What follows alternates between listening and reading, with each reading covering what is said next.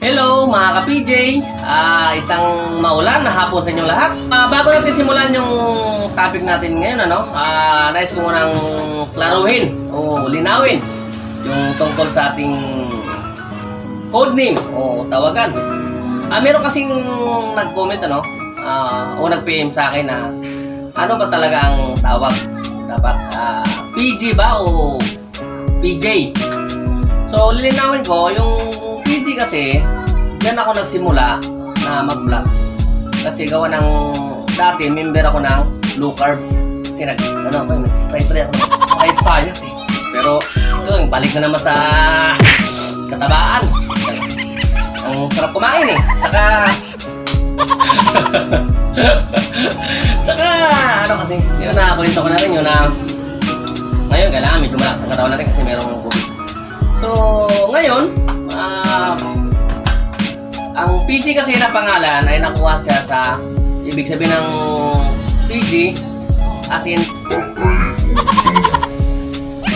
patay gutom. Ngayon kasi mayaman na tayo. What? Mayaman na kasi tayo, kaya hindi na tayo PG, hindi na patay gutom. PJ na lang. So, ibig sabihin ng PJ, yun kasi ang intro ko ay Peter June. Yun kasi ang pangalan ko. Kaya PJ Vlog. Kaya ang tawag na natin simula ngayon ay ka-PJ. Kasi isang ka-PJ natin dyan na nag-request siya na kung pwede ang next na vlog ko ay yung tungkol sa kung paano magkabit at magtanggal ng iba't ibang regulator. Kasi sabi nga niya, excited na raw siya na gusto na raw niya na mag-negosyo ng ganitong klase. Kaya ngayon naman na pagbibigyan ko ang kanyang hiling. Papagatin ko na yung pangalan niya. Siya si Rojimar Pimentel. Mukhang kababae ko pa to Rojimar, kumusta? Kababae ko, pareho na Bisaya.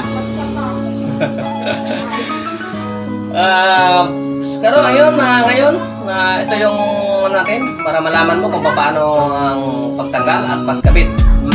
Magkakaiba kasi yan siya, no? Mayroong suling na disalpak at saka mayroong gasol na disalpak at mayroon naman imgas. Hello! Kumusta? This is PJ at your service!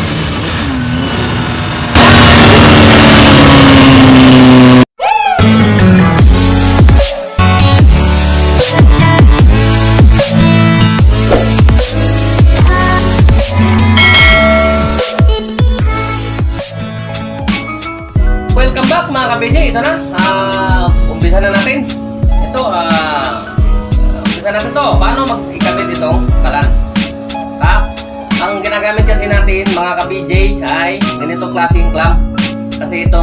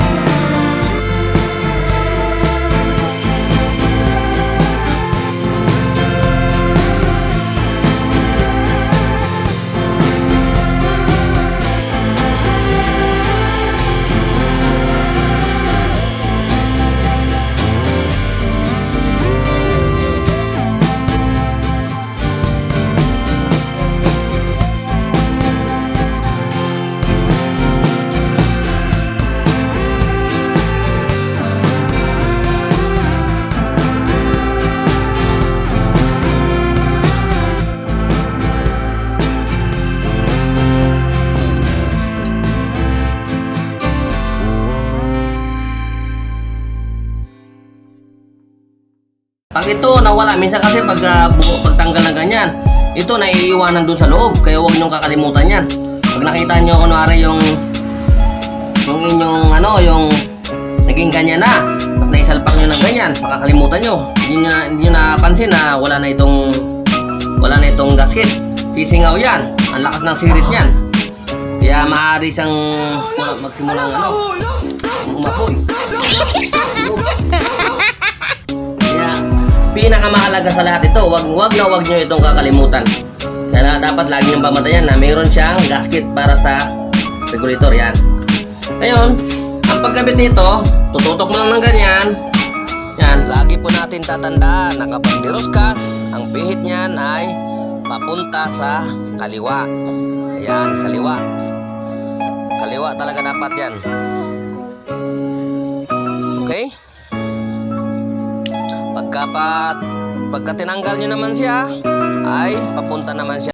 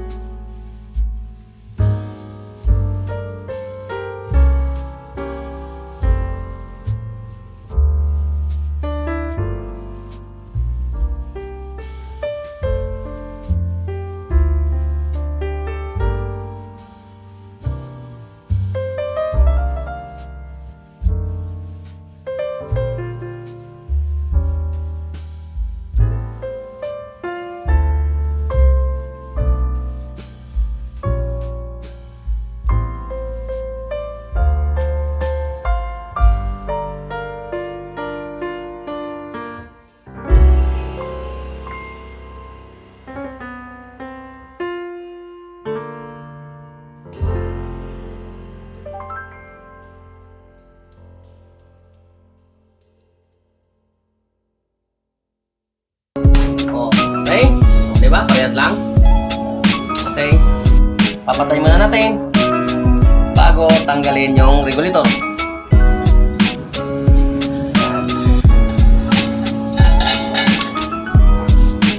So ngayon, doon naman tayo sa tuturo ko naman sa iyo yung isang klase naman na diesel pack. Branded. Ay! Ginagawa? Yung diesel pack na branded, okay? So wala lang, ito, para to sa diesel pack na gason, no? Wala lang ako nung isang klase na yung mas ito yung medyo mura lang. Yung isa kasi, mas maganda yun, automatic. Ito, ano na to yung ordinary lang siya. Meron isa nito na, katulad nito, pares sila ng function na pag halimbawa na nabutas yung hose o may singaw, automatic siya nagsa-shutdown. So ito, ordinary lang to. Pero para dito sa diesel pack.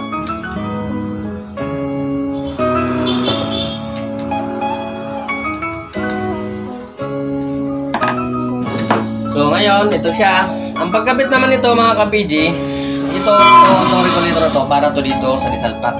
Ang pagkabit naman nito, hindi to pa pwede yung pag ganun, nagagaling dito. Hindi siya pwede. Papaluktot yung hose niyan. So ang gagawin nito natin, dito dadaan. Yan, sa ilalim. Pare ganyan. O, dito sa dadaan sa ilalim. Tapos, tingnan naman natin to kung naka-off, baka nakaganyan. Ibig sabihin niya, naka-on yan. Kaya dapat titingnan muna natin, dapat naka-off. Para hindi siya sumirit pag silalpak natin doon. Saka sisiguraduhin din natin mga ka-PG na yung may gasket siya. Yung kung ang regulator ng mga M-gas ay may gasket dito.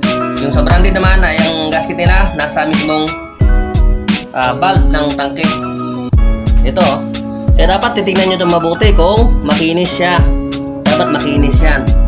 So, dapat makinis. Pag may nakita kayong ano-ano na, may magaspang na o ano dyan, may mga bitak-bitak, hindi na po pwede yan. Sisingaw yan. So yan, umpisa natin ang pagkabit ha. Ang pagkabit nito, tulad na sinabi ko kanina, na dapat naka-off muna. Tapos, iaangat natin to pataas. Ganyan. Pero isang regulator kasi na dalawang ganon. Dalawa din yung gaganon nyo. Iangat nyo muna pag ganon. Dalawa. Ito isa lang naman siya eh. So isa lang, iangat natin ganyan. Pag angat natin ganyan, saka natin siya itulak. Bababa. Yan. Tingnan natin kung lapat na siya. Saan natin bibitawan. Yan. Saka natin i-testingin natin kung mahihila. Hihilahin natin pag ganon.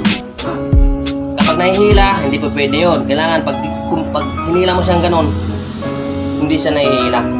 Matigas. Sabihin, kapit na kapit. Saan natin ito bubuksan. Pak. Tignan natin kung maandar. Okay. Maandar no? Tapos yung pagtanggal niya, ganun din. I-off muna natin. Iangat natin tong pinakaano sa ilalim. Iangat natin to. Saka natin ihilahin. Okay? Nakuha nyo ba? Wala pa kayo mga kamay. Pinapawisan na ako eh. Yan. Naman doon sa Soleil na diesel pack. Ito, panoorin nyo. At tama-tama yung aking isang customer ay tumawag sa akin para magpa-deliver ngayon. Doon ko na rin papakita sa inyo kung paano siya tinatanggal at kinakabit. Iba rin kasi yun eh.